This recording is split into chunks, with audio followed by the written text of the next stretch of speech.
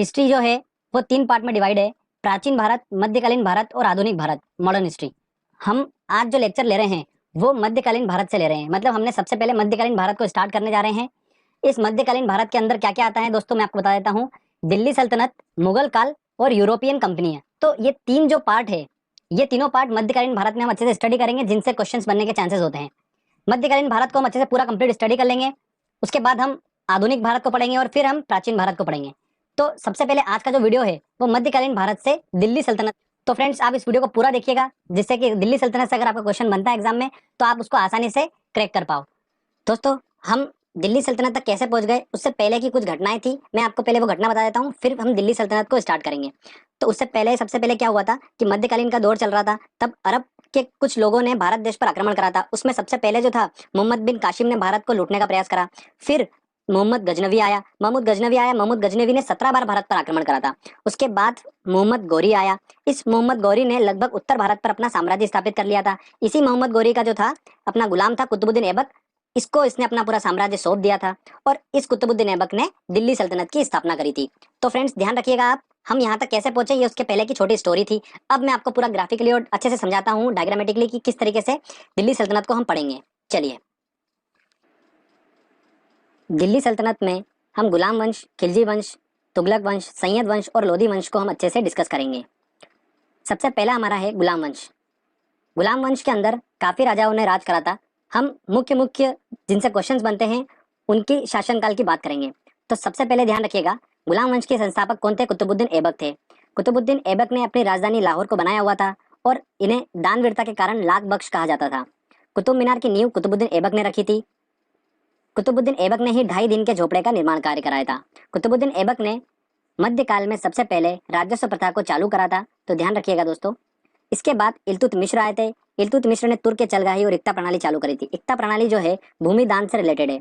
कुतुब मीनार का निर्माण कार्य पूरा किसने कराया था? इल्तुतमिश ने कराया था। तो ये जनरली क्वेश्चन बनता है, तो आप कंफ्यूज मत होइएगा। इल्तुतमिश के बाद में इन्हीं की बेटी रजिया सुल्तान को शासन दिया गया। रजिया सुल्तान पहली मुस्लिम शासिका थी। तो आप ये क्वेश्चन पूछा था एग्जाम में, तो ध्यान रखिए। रजिया सुल्तान ने अपने शासनकाल में केरा प्रणाली को अपनाया था। मीन्स पर्दा न करना। ये खुले मुंह घूमती थी अपने प्रजा में, तो इस वजह से केरा प्रणाली को इसने अपनाया था। इसका व्यापक पैमाने पर लोगों ने विरोध करा था। रजिया सुल्तान के बाद आया था बलबन। बलबन ने तुर्क ए चलगाही इक्ता प्रणाली दोनों को खत्म कर दिया था, जो कि इल्तुतमिश ने चलाई थी। उसके बाद बलबन एक महाप्रतापी शासक के नाम से जाना जाता था, जिसने हिंदुओं को उच्च पदों पर आसीन करा था। बलबन के ही दरबार में फारसी कवि अमीर खुसरो व अमीर हसन रहा करते थे। अमीर खुसरो जो थे उनका नाम मोहम्मद हसन था और तूतीय हिंद के नाम से वो जाने जाते थे। ठीक है फ्रेंड्स, तो ध्यान रखिएगा। बलबन के बाद अंतिम शासक कौन रहे गुलाम वंश के? शंभुद्दीन कैमर्स रहे।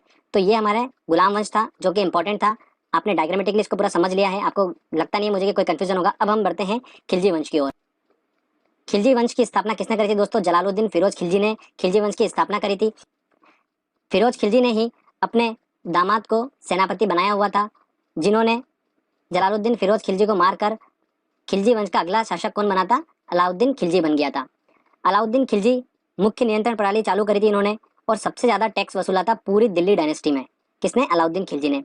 अलाउद्दीन खिलजी ने कुछ चीजों का निर्माण करा था, जैसे अलाई का दरवाजा, सीरी का किला, जमेद खान मस्जिद और हजार खंबा महल का निर्माण किसने कराया था? अलाउद्दीन खिलजी ने ही कराया था। अलाउद्दीन खिलजी के बाद दोस्तों हम बात करते हैं मुबारक खिलजी की। तो मुबारक खिलजी जो थे उन्हें खलीफा के नाम से भी जाना जाता था, और इसके बाद खिलजी वंश का अंतिम शासक कौन हुआ था? खुसरो खां हुआ था।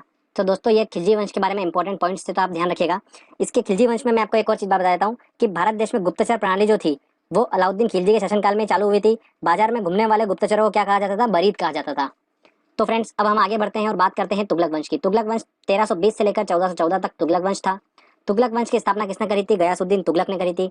सेनापति का नाम इनका क्या था? जूना खां था। ये जूना खां ही जो था मोहम्मद बिन तुगलक के नाम से आगे जाना गया। गयासुद्दीन तुगलक के शासनकाल में 29 बार मंगलों ने आक्रमण करा और 29 बार वो विफल रहे। गयासुद्दीन तुगलक की मृत्यु कैसे हो गई थी?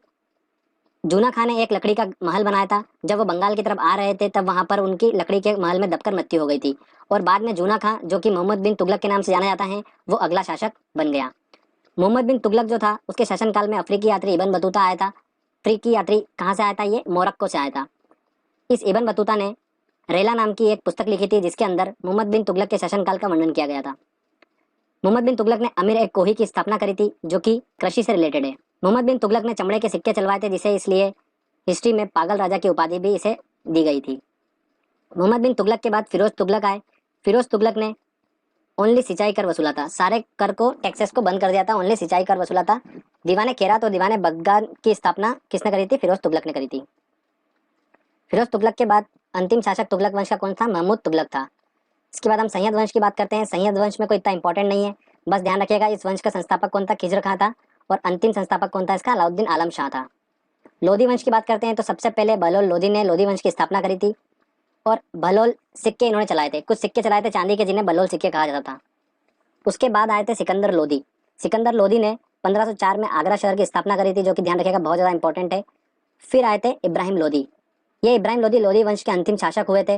बाबर ने इब्राहिम लोधी के शासनकाल में हमला करा था भारत में, और इन्हें 1526 में पानीपत के प्रथम युद्ध में इब्राहिम लोधी को हरा दिया था और मुगल साम्राज्य की स्थापना कर दी थी।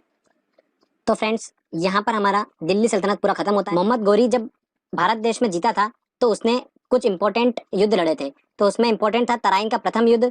तराइन का प्रथम युद्ध जो था वो पृथ्वीराज चौहान के साथ लड़ा था उसने, और उसमें हार गया था। तराइन का द्वितीय युद्ध फिर लड़ा उसने मोहम्मद गोरी ने, और किसके साथ लड़ा था? पृथ्वीराज चौहान के साथ ही लड़ा था, और इस बार वो मोहम्मद गोरी जीत गया था। तो ये इंपॉर्टेंट ध्यान रखिएगा। मोहम्मद गोरी के बारे में एक और इंपॉर्टेंट बात बताता हूँ मैं। मोहम्मद गोरी ने अपने शासनकाल में कुछ इस तरीके के सिक्के चलाए थे कि उनपे लक्ष्मी का फोटो अंकित था। तो ध्यान रखिएगा दोस्तों। अब हमने दिल्ली सल्तनत को अच्छे से पढ़ लिया। अब हम टेस्ट लगाते हैं और देखते हैं कि हमको कितना अच्छे से याद हुआ है और हम किस तरीके से क्वेश्चन को सोल्व कर पा रहे हैं। तो चलिए फ्रेंड्स, टेस्ट की ओर चलते हैं। दोस्तों, हमारा पहला क्वेश्चन है, रजिया सुल्तान किसकी बेटी थी? तो हमें पता है कि इल्तुतमिश के बाद रजिया सुल्तान बनी थी, और इल्तुतमिश की वो बेटी थी। तो ध्यान रखिएगा, पहली मुस्लिम शासिका भी कौन थी? रजिया सुल्तान थी। तो इसका आंसर होगा ए। तराइन की पहली लड़ाई किसके बीच हुई थी? तो मैंने आपको बताया था मोहम्मद गौरी और पृथ्वीराज चौहान के बीच में हुई थी, और इसमें मोहम्मद गौरी हार गया था और पृथ्वीराज चौहान जीत गया था। तो मोहम्मद गौरी और पृथ्वीराज चौहान, आंसर डी। तो इसका आंसर होगा डी।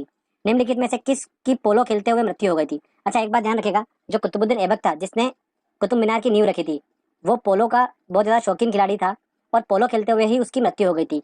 तो एक बात ध्यान रखिएगा, लेक्चर में मैंने इंक्लूड नहीं करा है वो पॉइंट, तो यहाँ पर आपको मैं बता रहा हूँ, कुतुबुद्दीन ऐबक की पोलो खेलते हुए मृत्यु हो गई थी। तो इसका आंसर होगा ए। चलिए आगे इंपॉर्टेंट क्वेश्चन लेते हैं हम। आगरा शहर की स्थापना किसके द्वारा की गई थी?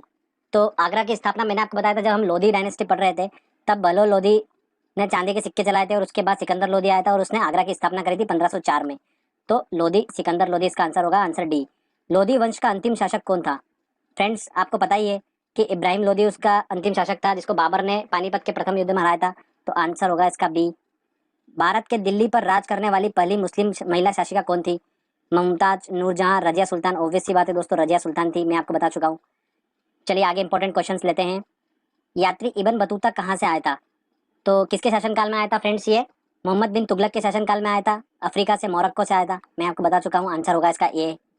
कुतुब मीनार का कार्य किसने पूरा करा था? देखो काफी कंफ्यूजन है, लोग इसको क्या करके आते हैं, कुतुबुद्दीन ऐबक करके आते हैं, बट न्यू कुतुबुद्दीन ऐबक ने रखी थी, बट कंप्लीट काम उसका किसने कराया था? इल्तुतमिश ने कराया था। लाख बख्श किसके नाम से जाना जाता है? तो फ्रेंड्स, बाबर, अकबर बिल्कुल भी नहीं, कुतुबुद्दीन ऐबक को ही इसकी दानवीरता के कारण लाख बख्श कहा जाता था। चलिए आगे और इंपॉर्टेंट क्वेश्चन। इनमें से किसने इक्ता प्रणाली चालू करी थी? फिरोज तुगलक, बलबन, कुतुबुद्दीन ऐबक और इल्तुतमिश ने। फ्रेंड्स, मैंने आपको बताया था इल्तुतमिश ने तुर्क ए चलगाही और इक्ता प्रणाली चालू करी थी। तो इक्ता प्रणाली किस चालू करी थी? इल्तुतमिश ने करी थी। भारतीय इतिहास में मूल्य नियंत्रण प्रणाली की शुरुआत की थी? ऑब्वियस सी बात है, हमें याद है अलाउद्दीन खिलजी ने सबसे ज्यादा टैक्स वसूला था, और मूल्य नियंत्रण प्रणाली किसने चालू करी थी? अलाउद्दीन खिलजी ने चालू करी थी। प्रसिद्ध कवि अमीर खुसरो दरबार में रहते थे? देखिए फ्रेंड्स, कितनी बार क्वेश्चन पूछा गया। तो अमीर खुसरो किसके दरबार में रहते थे? ध्यान रखिएगा, मैंने आपको बताया था बलबन के शासनकाल से वो मोहम्मद बिन तुगलक के शासनकाल तक रहे हैं। बलबन से लेकर इल्तुतमिश, तो बलबन बाद में आए थे उनके, कुतुबुद्दीन ऐबक के बाद में आए थे, तो अलाउद्दीन खिलजी इसका आंसर होगा ए। आंसर बिल्कुल सही है। चलिए आगे और इंपॉर्टेंट क्वेश्चंस लेते हैं हम। शासकों में कौन सा क्रम सही है? सिकंदर लोधी, इब्राहिम लोधी, बहलोल लोधी। देखिए लोधी वंश की बात हो रही है, तो सबसे पहले बहलोल लोधी ने उस लोधी वंश की स्थापना करी थी। तो बहलोल लोधी, आंसर बी सबसे पहले हमको देख के समझ में आ गया। तो बहलोल लोधी था, फिर सिकंदर लोधी था, फिर इब्राहिम लोधी था। तो आंसर इसका बी होगा। किस मुस्लिम शासक के सिक्कों पर देवी लक्ष्मी की आकृति बनी थी? तो फ्रेंड्स, मैंने आपको बताया था मोहम्मद गोरी के सिक्कों पर उसने लक्ष्मी की आकृति बनाई थी। तो मोहम्मद गोरी,